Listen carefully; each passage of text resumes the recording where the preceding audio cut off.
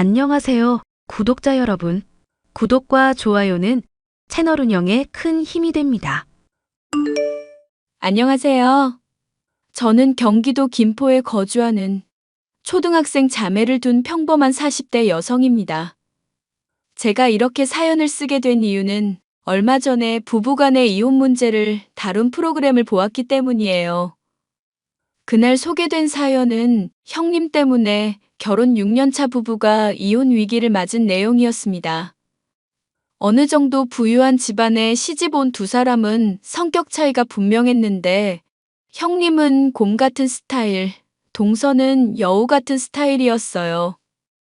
혼전 임신으로 결혼해 아들을 낳은 동서는 시어머니를 꼬셔서 사업 자금을 받아내며 형님을 무시하며 자기가 뭐라도 되는 듯 행동하는 얄미운 사람이었죠. 형님은 시골 소재의 작은 집을 물려받는 조건으로 병든 시아버지를 간병하는 착한 며느리였는데 알고 보니 반전이 있던 사람이었고요.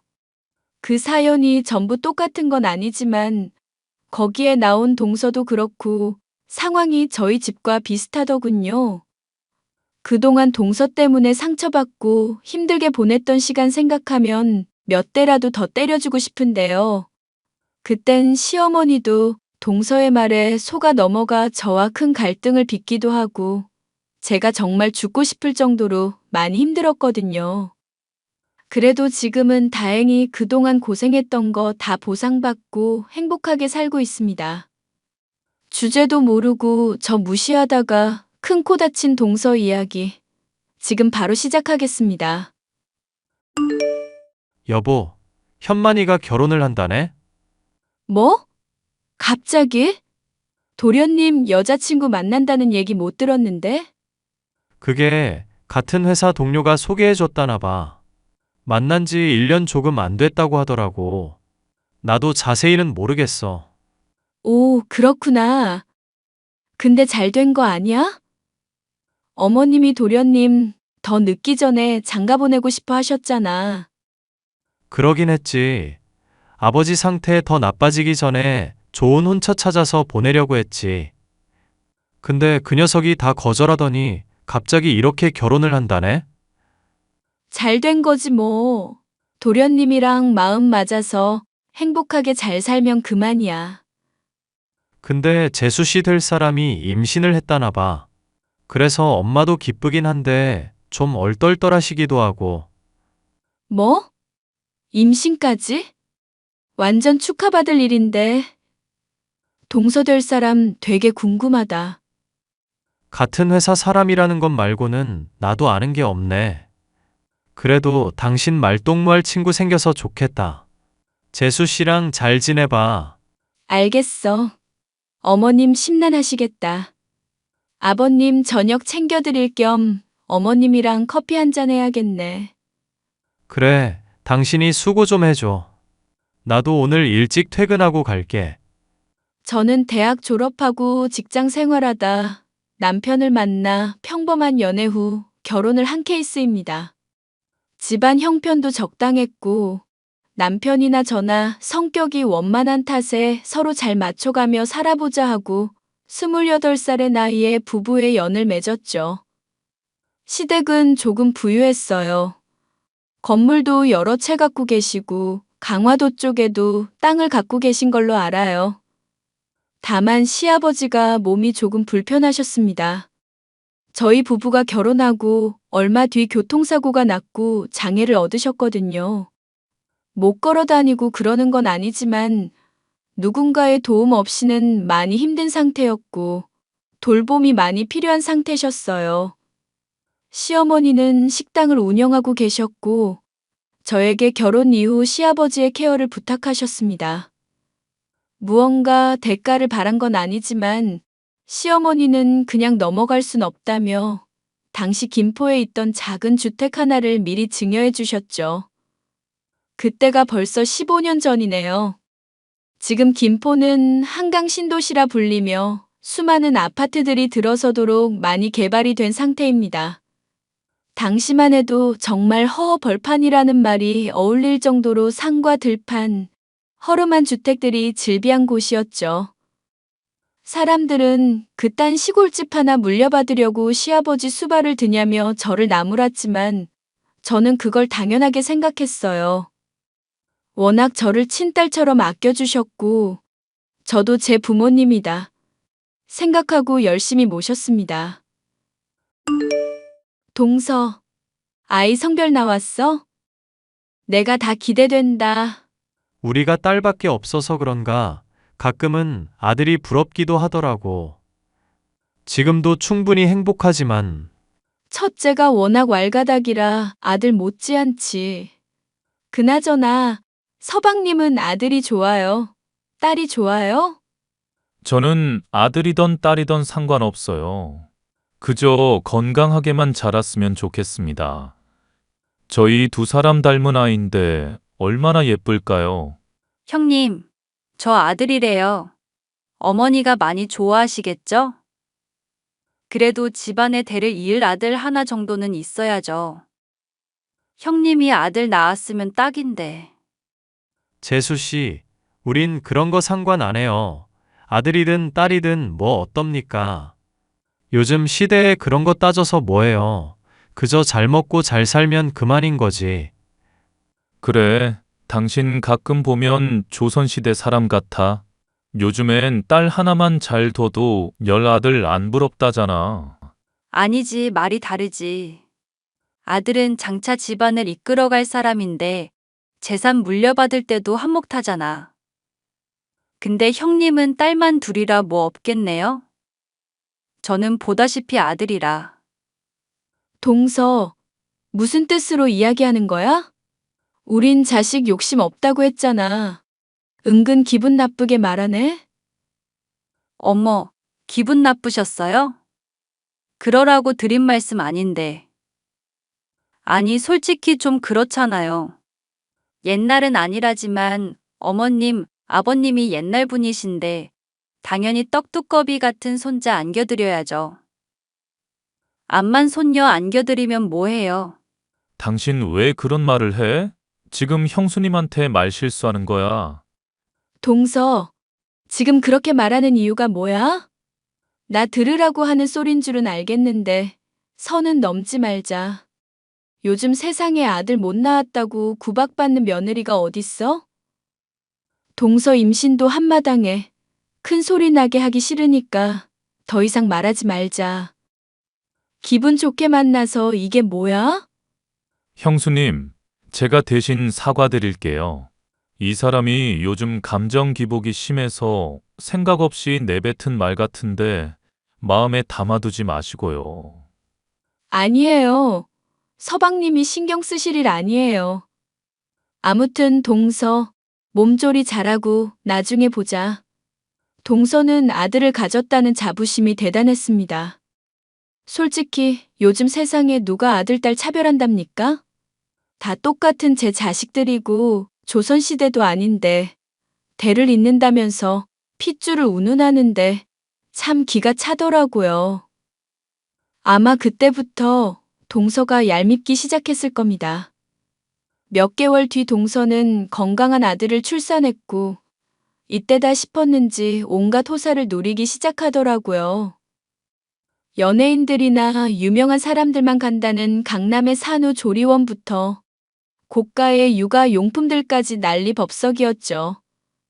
하지만 그게 뭐 욕먹을 짓도 아니고 내 자식한테 좋은 거 다 해주고 싶다는데 굳이 말릴 이유도 없었습니다. 동서는 조리원을 퇴소하고 나서 직접 육아를 해야 했기에 연락도 뜸해지고 조용히 지내더라고요. 그래도 가족이랍시고 힘들어하진 않을까 내심 걱정이 되었고 종종 아이를 봐주기도 하고 육아하느라 밥도 제대로 못 챙겨 먹을 것 같아서 반찬국 찌개 등을 해다 날랐습니다. 시어머니는 몸에 좋은 영양제, 보약까지 해다 바치셨고 동서는 당연하다는 듯이 받아들였어요. 아이를 낳고 얼마의 시간이 흐른 뒤 동서는 저에게 사사건건 시비를 걸어왔습니다. 형님, 이번에 조리원 동기 모임하는데 형님은 이런 모임 안 나가세요? 나는 잘 안 나가게 돼. 그래도 다른 엄마들이랑 종종 연락하고 필요하면 서로 찾고 그래. 가까이 사는 것도 아니고. 그래도 형님 너무 집에만 계세요. 저처럼 대외 활동도 좀 하셔야죠. 아버님도 돌봐드려야 하고. 아버님이랑 있다가 애들 오면 애들 케어해줘야지. 바깥으로 나돌아다닐 시간이 없지. 그러다 형님 청춘 다 놓쳐요.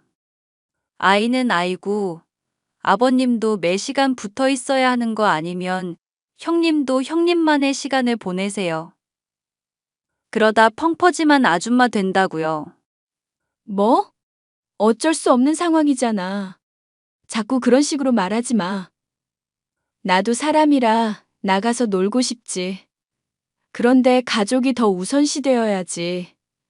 어휴, 답답해라. 형님 솔직히 지금 살 엄청 찐 거 아시죠? 저처럼 운동이라도 하시던가. 그렇게 정성 쏟아부으면 누가 알아주기라도 한대요? 동서는 가만 보면 사람을 긁는 스타일이네. 내일에는 신경 끄고 할 거 해. 도와줄 거 아니면 그렇게 비꼬지도 말고. 알겠어? 왜 화를 내세요?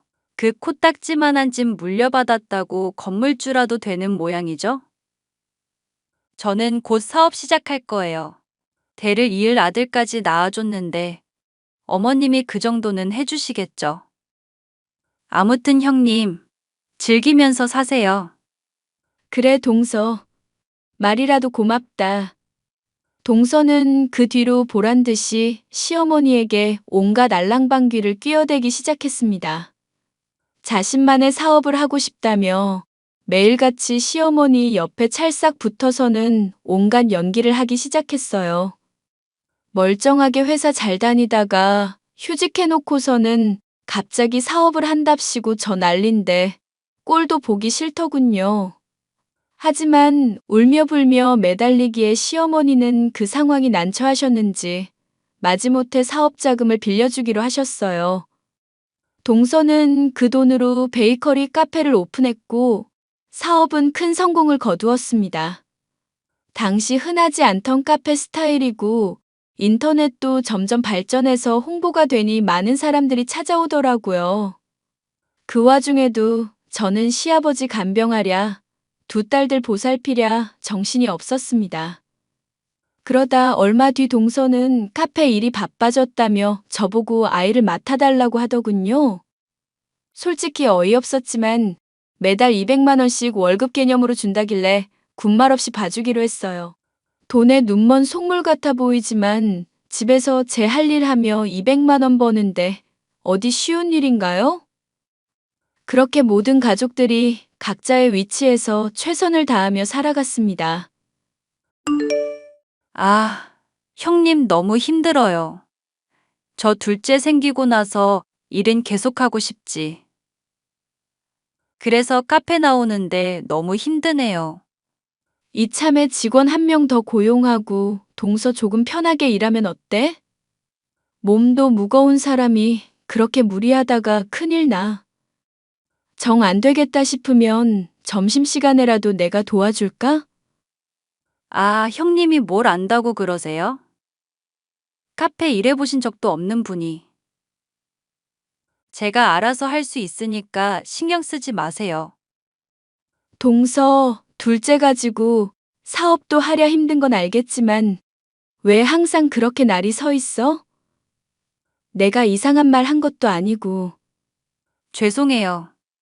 요즘 사업이 잘 안 되다 보니까 제가 너무 예민했네요. 그나저나 둘째 태어나면 둘째도 형님이 봐주실 거죠? 어차피 집에만 계시니까. 뭐, 그건 나도 장담 못하지. 우리 애들까지 하면 4명인데? 더군다나 아버님까지 모시는데 상황이 될지 안 될지 모르겠네. 그래서 안 해주신다는 거예요? 저는 아들을 둘씩이나 낳는데 딸 둘인 형님이 그 정도는 해주셔야죠. 아무것도 안 하시는 분이 염치가 없으시네. 뭐라고? 동서 지금 말 다 했어? 아니, 제가 틀린 말 한 것도 아니잖아요. 기분 나쁘셔도 받아들일 건 받아들여야죠. 나도 사람이야. 나는 안 힘든 줄 알아? 하루 종일 아이들 뒤치다꺼리에 아버님 수발까지 드는데 동서는 나한테 고맙다는 말 한마디도 안 하고 어쩜 그렇게 당연하게 생각해? 아니, 그럼 어머님한테 맡겨요? 저는 사업하는 사람이잖아요. 큰일 하는 사람 배려해줘야지. 가족끼리 그런 것도 못해요? 어이가 없네. 나한테 당연하다는 듯이 그러지 마. 나 더 이상은 못 참아. 앞으로 동서 애들은 동서가 봐. 시간이 갈수록 동서는 점점 더 뻔뻔하게 굴었습니다. 둘째를 임신한 동서는 더욱더 기세등등해서 날뛰기 시작했어요. 시어머니도 처음엔 별 생각 없어 보이셨는데 동서가 하도 옆에서 아들 하며 치켜 세우니까 어느샌가 저한테 싫은 소리도 하셨고요. 온전히 그 스트레스는 저의 몫이었습니다. 그런데 동서가 운영하던 카페가 경제적인 이유로 폐업 수순을 벌게 되었어요.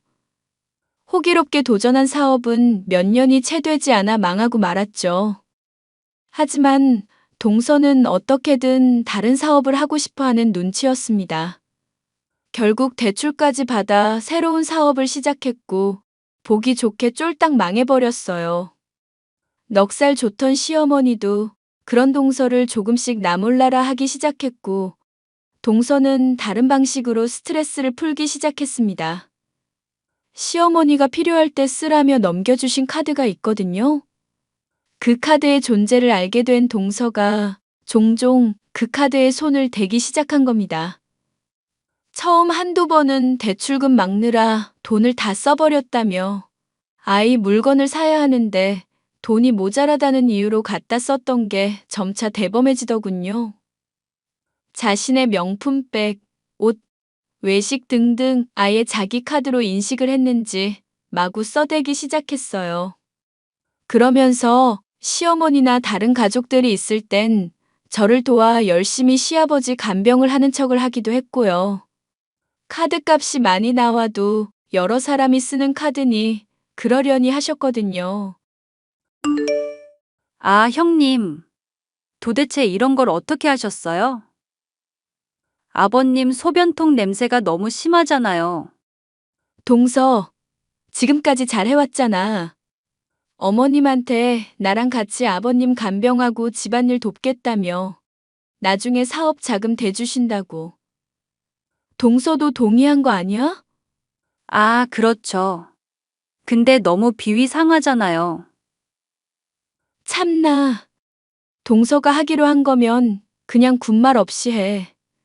나는 이걸 몇 년이나 했는데 그래도 남도 아니도 아버님인데. 너무 그렇게 말하지 마.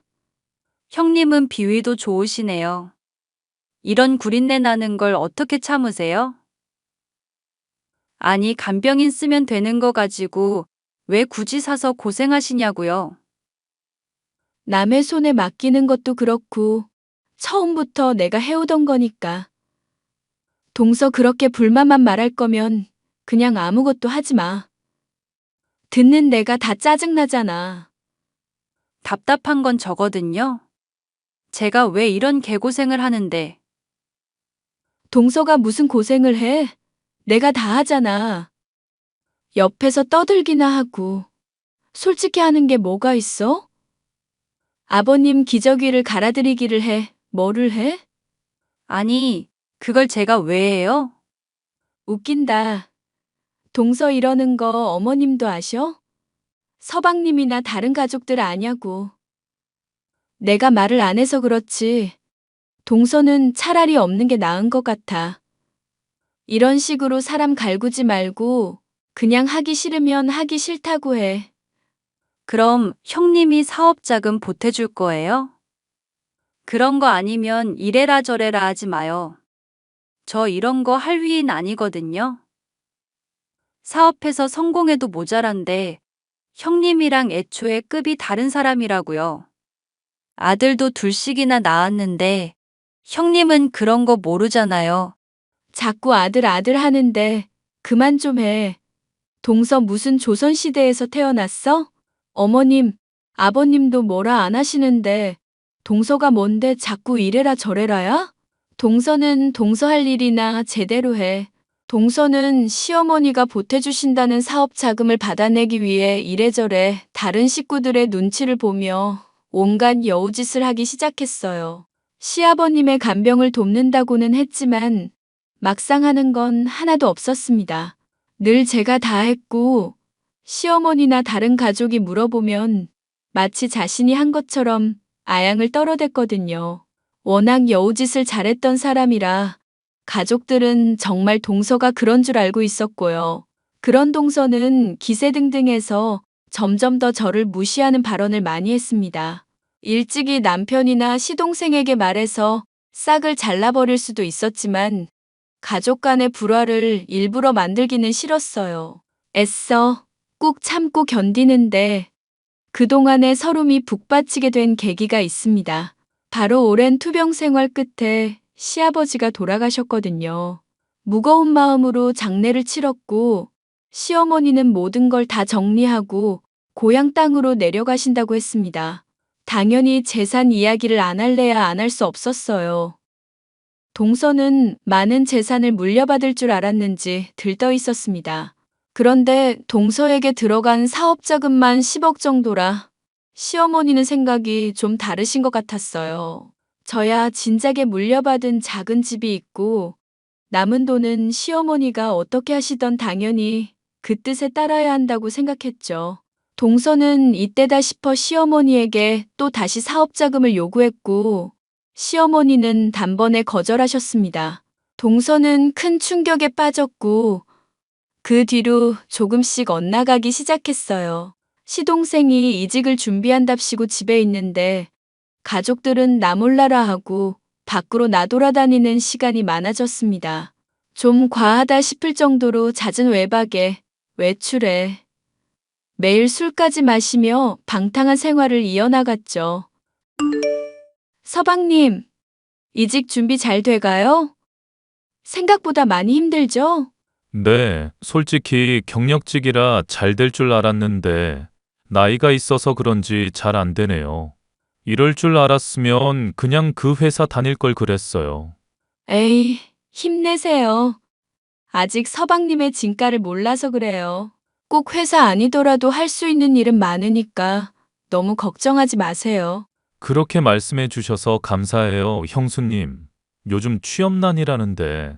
하하. 밥은 잘 챙겨 먹는 거죠? 뭐, 그렇죠. 주로 사 먹거나 제가 해요. 동서가 안 하고? 동서는 뭐 하는데요? 그 사람 요즘 얼굴 보기가 힘드네요. 제가 집에 있으니 망정이지 아침부터 저녁까지 어딜 그렇게 싸돌아다니는지. 애들 케어도 제가 하고 집안일도 제가 하고.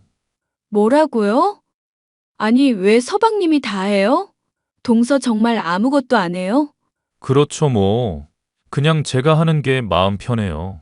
형수님 너무 신경 쓰지 마세요. 아니, 어떻게 신경을 안 써요? 밥도 제대로 못 먹고 고생이란 고생은 다 한다는데.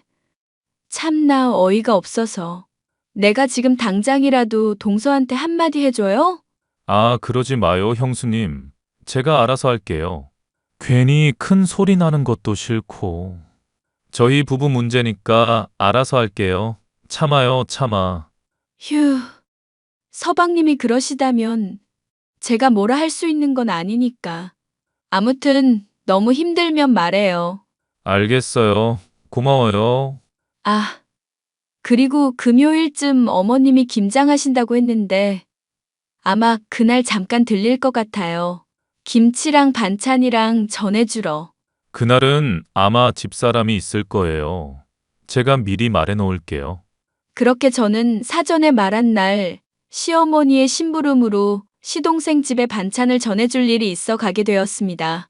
현관문이 열려 있길래 조심스레 들어갔죠. 그런데 집안에서 들려오는 소리에 저는 그 자리에 멈춰 있을 수밖에 없었습니다. 동서가 누군가와 통화를 하고 있는데 그 내용이 좀 충격적이었거든요. 자기야라고 말하길래 처음엔 시동생인 줄 알았는데 그게 아니었습니다.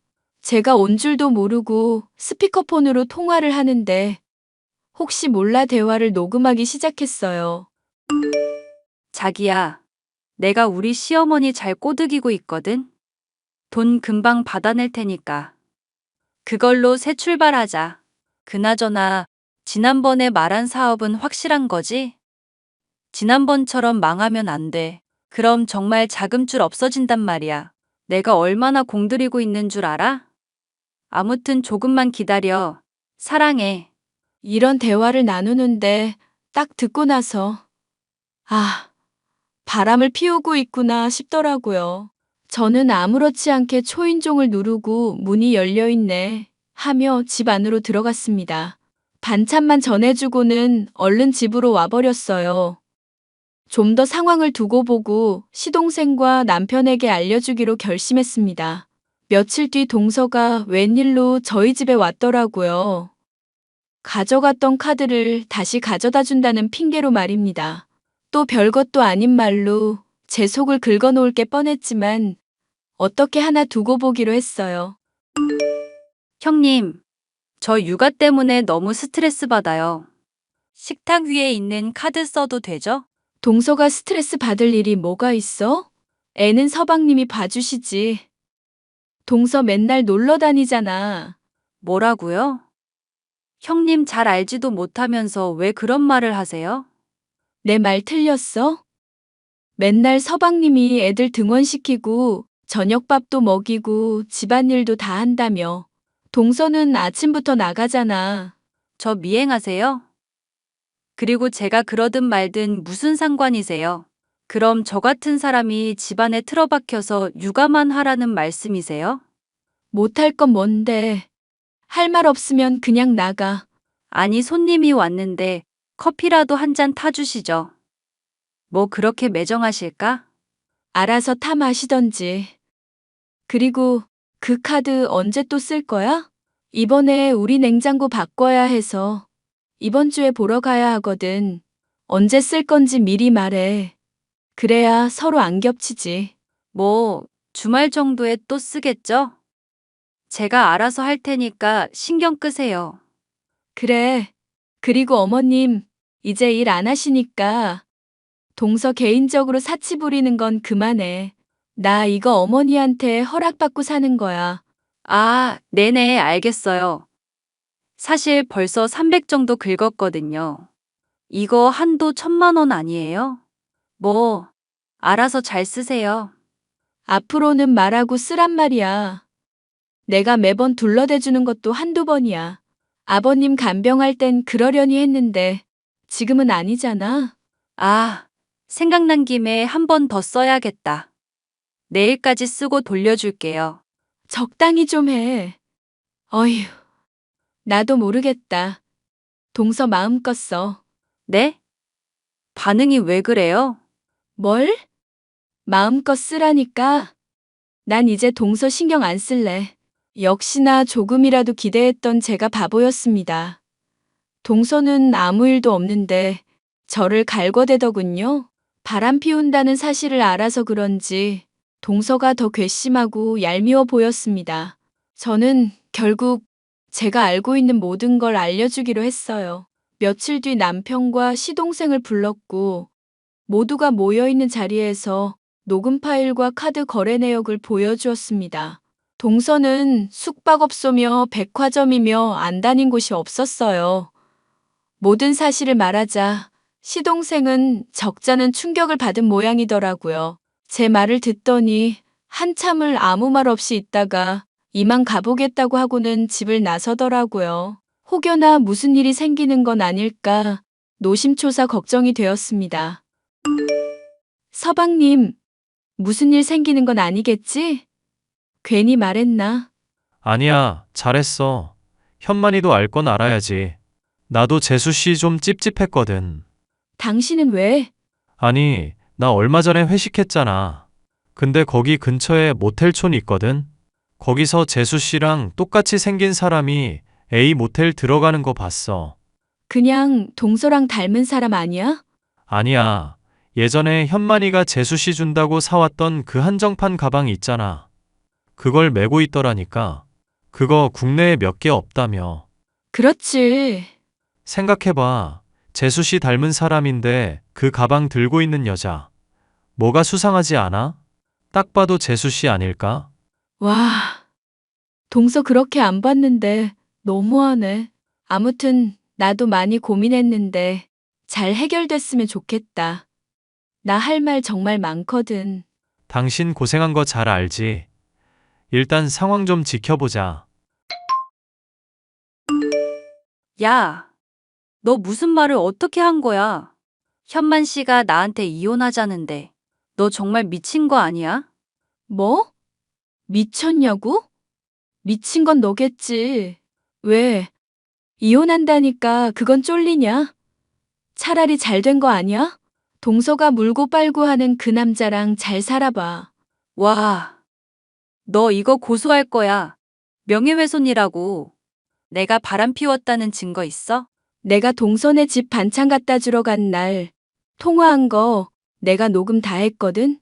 그리고 어머니 카드로 모텔도 가고 아주 생쇼를 했더라? 아니, 어이가 없네. 형님, 저한테 왜 이러세요?